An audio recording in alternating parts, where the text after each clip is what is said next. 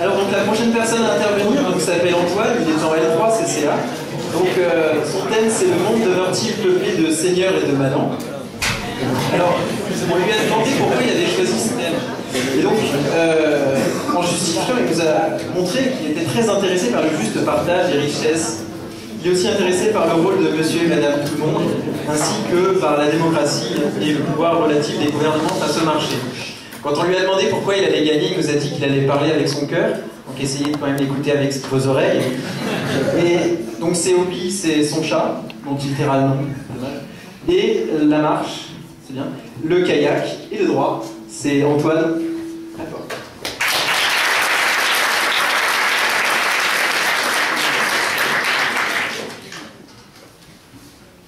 Oyez, oyez, gente d'âme et beau damoiseau. Tout comme jadis, nos aïeux se réunissaient autour d'une bonne tablée pour ouïr le bon troubadour conter ses histoires, fredonner ses mélodies, narrer la mort de Roland et autres billevesées. En ce début de nuitée automnale, c'est autour de ce banquet de paroles que vous voici réunis pour écouter ma propre complainte. Comme il se doit, je rends grâce au maître de ces lieux, le sieur Berland, qui est suprême de la confrérie CCA, d'avoir bien voulu me loger une place au coin du feu et de me permettre de sortir ma mandore pour égayer ces temps difficiles. Monseigneur, c'est, tel un facochère bien connu, que je me consterne à vos pieds. Cette romance raconte qui les seigneurs étaient et qui les a remplacés. Ainsi commence l'histoire. Autrefois, nos contrées étaient peuplées d'hommes valeureux qui n'avaient foi qu'en la bravoure, le courage et Dieu. Ces hommes, dans leur jeune temps, arpentaient les forêts, les plaines et les villes en quête de quelques nobles actions à accomplir. Ils s'illustraient sur les champs de bataille, chevauchant leurs fidèles destriers, brandissant leurs épées et hissant leurs couleurs. Ils se mettaient au service de leur suzerain et recueillaient les honneurs. En récompense, ils recevaient d'abord quelques ribaudes, puis venaient les châteaux, les terres et la promise. Leur suzerain suprême, c'était le roi, monarque de droit divin. Ces seigneurs-là avaient droit de vie et de mort sur leur terre. Celui qui braconnait était pendu. Celui qui refusait de travailler était fouetté. Celui qui volait avait la main coupée. Certes, ils apportaient protection à tous les gueux. Mais vous comprenez, ces proches chevaliers exerçaient un pouvoir sans partage, et les gueux n'avaient pas leur mot à dire. Les jours de fête, ils recevaient de maigres mets, tandis qu'au château, on ripaillait à plat ventre. Les gueux ne possédaient rien, aucune terre, aucun titre, aucun droit. Là est l'élément essentiel et déterminant. Les seigneurs avaient avant tout un pouvoir, car ils possédaient toutes ces choses. Le pouvoir se traduisait par l'exercice de l'autorité, et l'autorité s'acquérait par la possession d'avoir, qui ne pouvait être que foncier. Ceux qui sont investis du pouvoir aujourd'hui sont-ils toujours des seigneurs? Ils n'ont pour commencer pas grand-chose en commun avec nos bons vieux chevaliers de l'âge des châteaux forts, munis de leur coupe-papier, de leur Mont-Blanc et de leur Rolex. Ils font bien mal figure face à l'armure brillante, la longue épée et l'écu des soudards de l'ancien temps. Ils ne sont d'ailleurs même plus maîtres de leur pays. Ils ne peuvent même plus faire exécuter les décisions de justice. L'article 131-1 du Code pénal prévoit la possibilité de recourir pour des personnes physiques à la réclusion criminelle ou à la détention criminelle à perpétuité. Or, qu'il est fréquent dans les médias d'entendre qu'il y a toujours plus de délinquance, de crimes, de viols. des violeurs qui semblent toujours plus nombreux, des casiers judiciaires moins vierges que les victimes.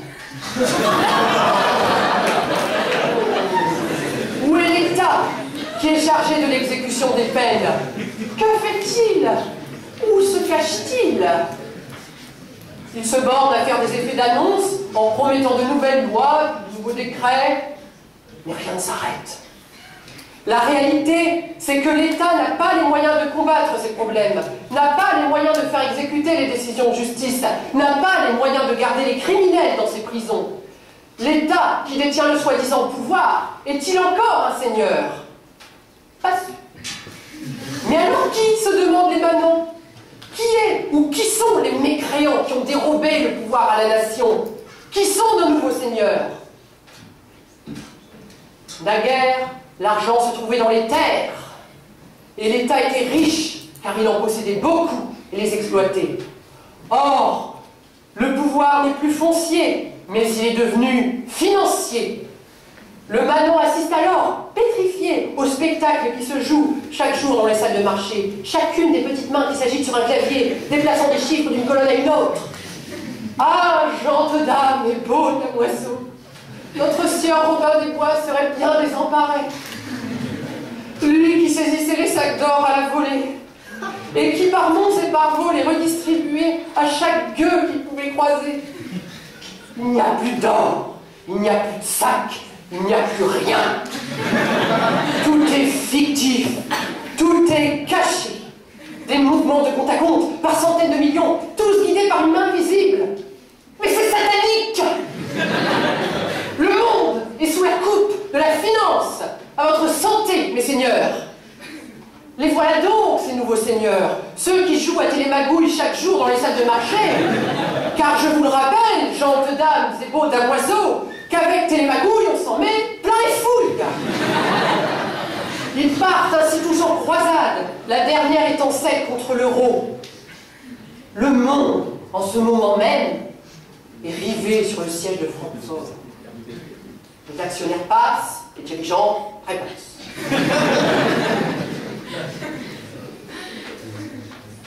Vous l'avez bien compris, le donjon n'est plus de pierre, mais il est d'acier et de verre.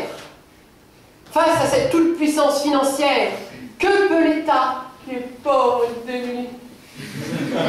Plus rien. Il est même forcé de demander à la toute-puissance de l'aide, en lui empruntant toujours plus, à des taux toujours plus hauts, jusqu'au jour où un tragique refus lui est opposé.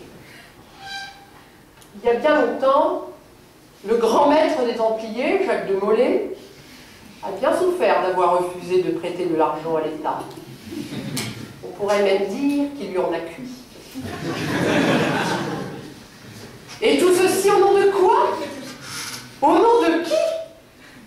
Au nom de grands groupes, de banques, bref, de personnes morales.